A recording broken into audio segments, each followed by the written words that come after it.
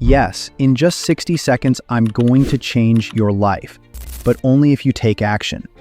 You're not where you want to be because you're not doing anything different. Nothing changes if nothing changes. We are the result of our actions, not our aspirations. So if you want to change your life, you have to show up every single day. Now think about yesterday. Everything you did, your choices, your habits.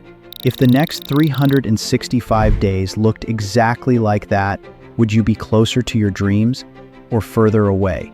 If the answer is further, you've got work to do. Here's the truth. Your future isn't built in years. It's built in small daily wins. Read one page, do 10 push-ups, make one uncomfortable move toward your dream.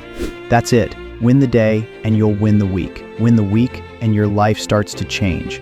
Do so much volume that it becomes unreasonable for you to fail. And remember this, discipline builds the life that motivation only promised. So, what will you win today?